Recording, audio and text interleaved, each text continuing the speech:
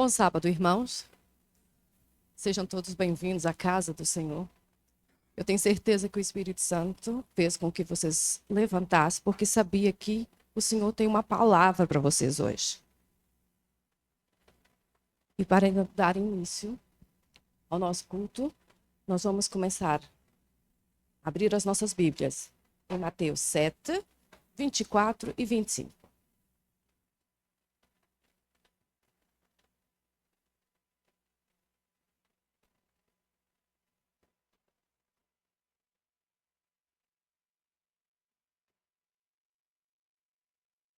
Já está?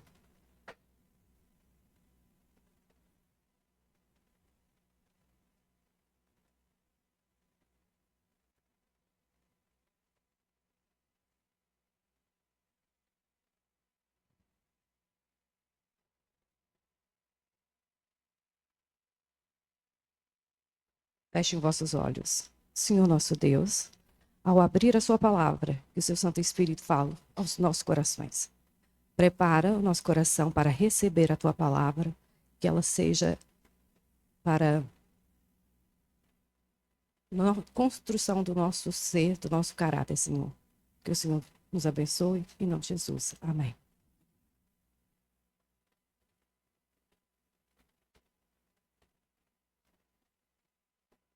E diz assim: todo aquele, pois, que escuta essas minhas palavras e as pratica, assemelho ao homem prudente que edificou a sua casa sobre a rocha. E desceu a chuva, e correram rios, e assopraram os ventos, e combateram aquela casa, e ela não caiu, pois estava edificada sobre a rocha. Amém. Essas são palavras de Jesus. Construir é uma das habilidades humanas de muitos anos. Desde o princípio, os homens constroem casas, não é? E na Bíblia traz-nos grandes construções. Querem me dizer uma? O Templo de Salomão. Boa, vamos falar dele logo a seguir. Mas antes disso, a torre e a arca de Noé. Vamos ver aqui. Essa é uma nova versão que foi construída nos Estados Unidos, com as mesmas medidas e com o mesmo tamanho, digamos, que Noé recebeu. É uma cópia do que foi feito naquela altura. Temos que pensar que é um grande barco para salvar quantas pessoas? 8 pessoas. 8 pessoas e milhares de animais. Nós sabemos que eles também foram salvos. E a finalidade? Estão a ver a grandeza do que é quando Deus quer. Quando Deus tem um propósito, quando Deus quer nos salvar, o tamanho de uma arca que foi construída para 8 pessoas. E o homem moderno continua a construir grandes projetos, grandes arquiteturas. E um dos modernos maiores está em Dubai, e é um grande hotel que chama Burj Khalifa. Ele é enorme, é tão grande, a título de curiosidade, tem 160 andares. É muito grande. 49 andares são para escritórios e 61 são casas. Se você quiser, você pode até nadar nas varandas desse hotel. Deve ser assim um deslumbre, que eu não tenho. Tem que pensar se valia a pena ou não, não é? E esses edifícios, para estar em pé, ou a arca de Noé, para ser resistente, também tiveram que ser construídos sobre rochas firmes. Tem que ter um bom alicerce, não é mesmo? Construções. Alguém que quer construir coisas, seja monumento, seja um barco, tem que ser uma pessoa dotada com 3 palavras, que faz parte de uma pessoa. Visão. Se você não tem visão, como é que você vai imaginar aquele prédio? Primeiro, a pessoa que fez, não é? Teve que sonhar com esse edifício. Teve que gastar tempo a imaginar como é que ia ser aquela arca. Fica a pensar quanto mais Deus falou com Noé.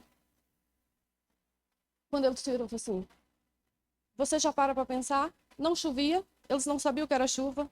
Um barco, nunca tinha visto um barco. A vida deles era ali tranquila e feliz ali no mundo deles, com coisas que eles tiveram que dispor tempo e confiança em Deus para poder avançar com aquele projeto. Então, visão nós já falamos. A outra palavra é perseverança. Vocês conhecem essa palavra? Essa é uma palavrinha do dicionário português muito difícil. Muito difícil, principalmente nos dias de hoje. Construir essas maravilhas não é fácil e leva tempo. Quantos anos foi construída a Arca de Noé? 120 anos. É tempo. Se calhar nós, nos primeiros 5 anos, já estávamos a pensar, isso não vai dar certo. E quem o cercava não ajudava muito. Não era daquele que está, vamos, vai dar certo, vamos. Pelo contrário. Você está gastando tempo, você está gastando dinheiro, você está gastando recursos da natureza. Olha a destruição que você está fazendo para acreditar num sonho. Um sonho de Deus. Isso era um sonho de Deus. A arca era um projeto de Deus. E essa aqui é uma palavra controversa. Destaca. Quem constrói um Burj Khalifa, quem constrói uma Torre Eiffel, quem constrói um Cristo Redentor, quem constrói um Jerônimos, monumento Jerônimos, não é só por vai dar certo, se não dar certo, tá bem. Não. Eles querem ouvir parabéns. Você conseguiu. Parabéns. Valeu a pena 120 anos. Obrigado porque você insistiu e salvou a minha família. Podia passar 100? Podia, pode. Mas é bom ouvir essas palavras também. Voltar ao sonho, vamos falar já do templo de Salomão. Um sonho. Quem é que teve o sonho de construir o templo? Davi. Davi sonhou com aquele templo. Sabe por que Davi sonhou com aquele templo? Porque ele já tinha a sua casa. E ele ficou, digamos, indignado. Senhor, o meu Deus merece uma coisa melhor. Não é justo Deus estar habitando em tendas enquanto eu tenho casa de pedra e de cedro. Então, Davi começou a sonhar com aquele templo. Ele queria o melhor para Deus. E ele foi ter com seu amigo, com o profeta Natã, e disse para ele. E Natã disse para ele que era um bom plano, era um bom sonho. Mas foi falar com Deus, porque as coisas são assim. Bons planos precisa ser consultar Deus também. E quando ele foi, Deus disse, muito bom o teu plano, mas não é você que vai me construir esse plano. Porque o sonho que eu tenho para você é maior. Deus tinha outros planos para Davi. Eu não sei se era uma recompensa porque ele teve aquela ideia de dar um templo para Deus, uma casa de oração para Deus, ou não. Mas eu fico a pensar. Mas Deus prometeu algo maior na vida dele, porque Deus é assim. Deus tem grandes planos, maior do que nós pensamos para a nossa vida. E sabe o que aconteceu? Deus deu a Davi um nome, uma geração, uma família que viria o Messias. Da família de Davi, da linhagem de Davi, nasceria o Salvador. Melhor que o templo, melhor que as paredes de pedra, melhor que as madeiras e o ouro que haveria naquele templo com que ele sonhou. E foi assim. Salomão construiu aquele templo. Nós podemos ver essa história no livro de Samuel, não me engano, desculpa, em Reis 6, verso 14. E com visão e perseverança, eles foram atrás de construir o templo. E aquele templo foi construído durante 7 anos. E na inauguração, vocês imaginam a alegria que foi. Porque aquele templo estava perfeito. Perfeito.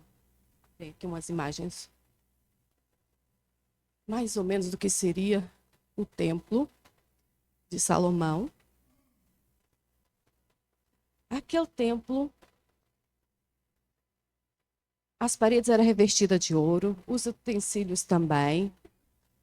Tudo foi feito mesmo para honrar e glorificar a Deus. Com tudo que havia de precioso na natureza, Salomão trouxe para o templo do Senhor. O templo foi construído, foi inaugurado, todo mundo admirou o templo, mas Deus disse um senão, como tudo na nossa vida. E qual era esse senão? Se o meu povo me honrar e glorificar no meu templo, não pecar contra mim, aquele templo manter-se-ia ali em Jerusalém. Mas se o meu povo pecar contra mim, vai ser destruído o templo e o povo distribuído pelas nações. Contudo, na vida, Deus nos faz promessas, nos dá promessas, mas a promessa é a parte de Deus. Tem sempre a nossa parte também. E é aí que às vezes nós trocamos o templo maravilhoso, a casa de oração, nós trocamos por ninharias que a vida nos oferece. Ninharias mesmo, tipo, tantas coisas que nos afastam de Deus, pequeninas, que nós nem damos contas no nosso dia a dia. Esquecemos que temos um templo, que nós temos uma casa de oração para vir servir ao Senhor. E assim foi. O povo foi cativo e o templo foi destruído. E essa foi a primeira destruição. E muitas vezes, 2, 3 vezes, o templo de Salomão foi destruído. O templo foi destruído. E Deus teve sempre pessoas a qual teve que reerguer aquele templo. Deus tem sempre os seus para dar continuidade à sua obra, continuidade ao seu templo.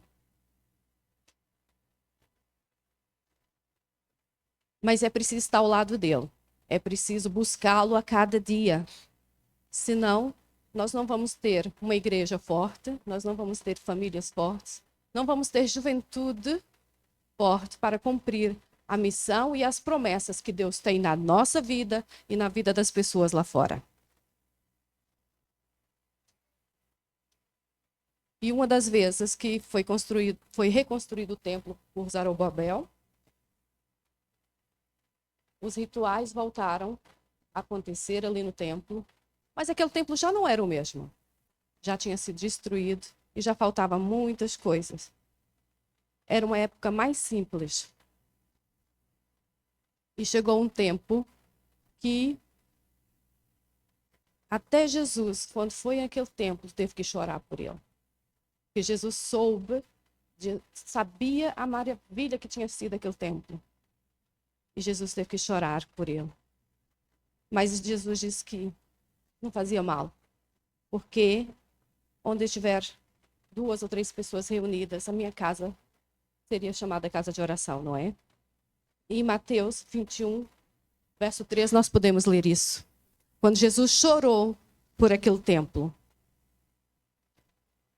E mesmo faltando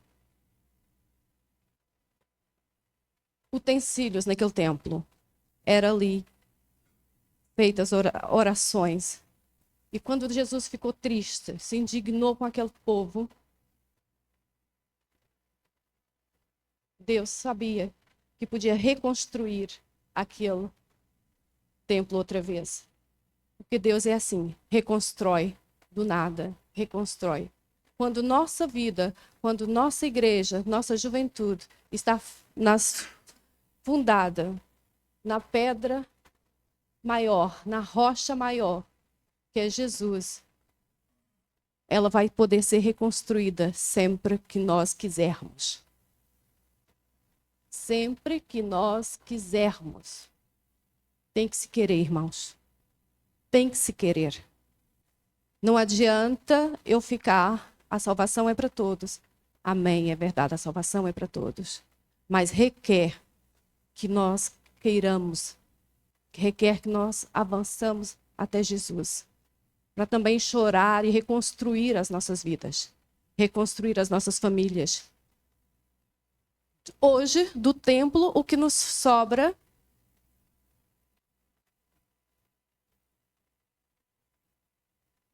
já. Ai, obrigada. Antes, por favor. Do templo de Jerusalém, o que sobra é o Cotel, ou chamado o Muro das Lamentações. É lá que muitas pessoas ainda vão levar suas orações, vão lá lamentar. E, como Jesus diz, reconstruir-se. E lá ao fundo nós podemos ver um topo, não é, de ouro. É uma sinagoga que é chamado Topo da Rocha. Pode passar mais um para mim, por favor?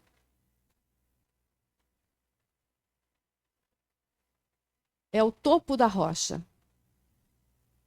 É um edifício onde simboliza o compromisso, a coragem, e é construído na montanha mais alta da cidade, para que todos possam ver e, quando olhar para eles, lembrar que tem que ser corajosos, tem que ser unidos e tem que ser perseverantes.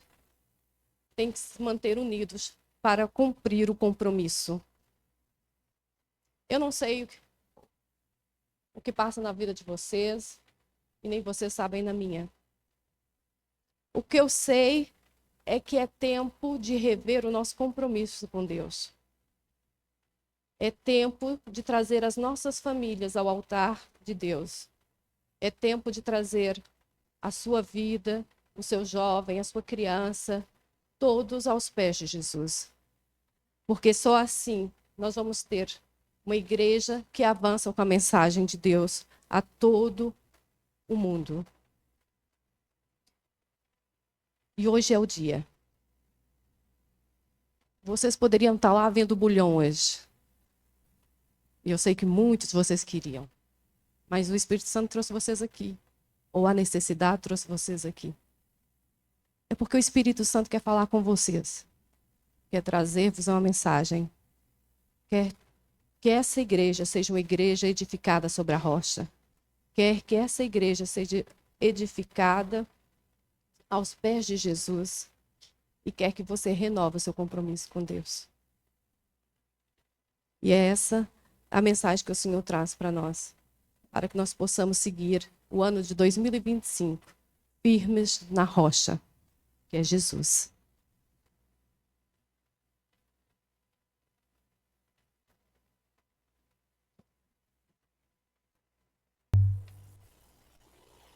Pai, que seja verdadeira essas palavras que cantamos. Que ao cair o mundo nós estejamos em paz, que nós possamos reconstruir a nossa vida ao pé de Ti, Senhor, para que possamos ter a visão das maravilhas que o Senhor tem prometido para nós. Abra o nosso coração, Senhor, para que nós possamos renovar o nosso compromisso contigo dia a dia, Senhor. Para entendermos a missão que o Senhor tem para nós, Senhor. Ajuda as famílias da Tua igreja, Senhor. Ajuda a juventude, a cada jovem, a cada criança, a cada desbravador. Que o Senhor possa estar sempre ao lado deles. Não os dê paz, Senhor. Esteja incomodando o coração deles para que eles possam escolher estar ao teu lado no dia a dia, Senhor. Agora que o Senhor possa continuar conosco ao irmos para casa.